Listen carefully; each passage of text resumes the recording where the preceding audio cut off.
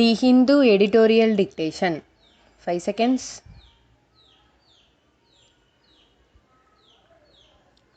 Comments. Timely windfall.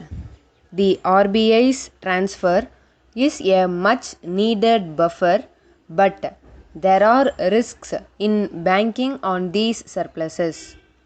The Reserve Bank of India's decision to transfer rupees 99,122 crore of surplus to the centre comes as a windfall to the government at a moment when the ferocious second wave of the COVID-19 pandemic has likely upended most projections for the economy, including revenue assumptions.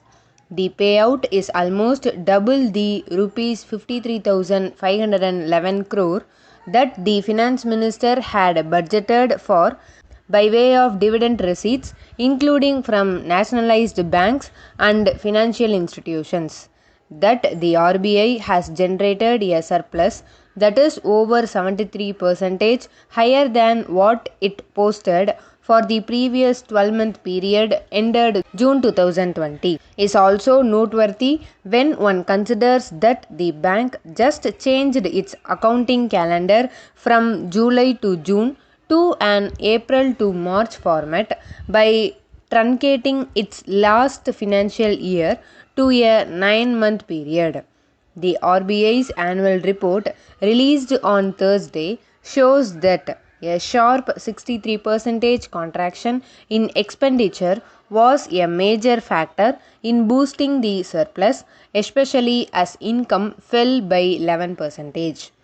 However, the biggest contributor in real terms was the rupees 50,629 crore of exchange gain realized by the central bank from its foreign exchange transactions.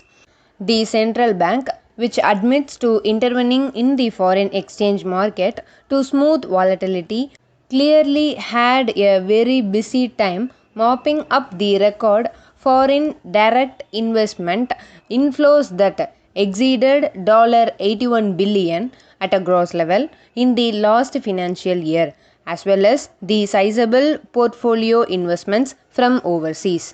Still, a 69% increase in exchange gain over the preceding 12-month period prompts the question as to whether the RBI's foreign exchange transactions were all entirely aimed only at stabilizing the rupee's value.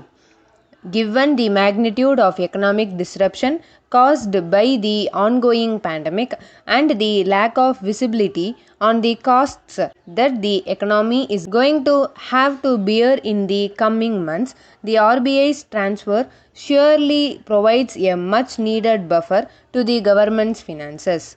However, both the centre and the central bank need to be cognizant of the risks in making a habit of banking on these surpluses to cushion the government's coffers.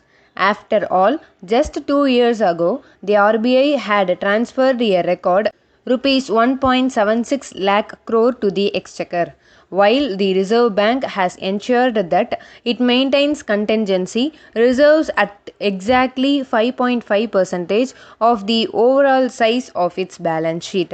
The level of its reserves provides little wiggle room to safeguard against a sudden unexpected financial crisis and is at the lower end of the 5.5% to 6.5% band recommended by the Bimal Jalan Committee, with the government facing the likelihood of overshooting its budgeted borrowing given the higher spending needed to bolster vaccinations, healthcare, and direct fiscal support.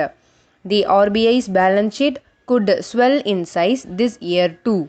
It would behoove policymakers to remember that the central bank is ultimately the lender of last resort to the nation as a whole and can ill afford to be less than adequately funded to meet every conceivable contingency.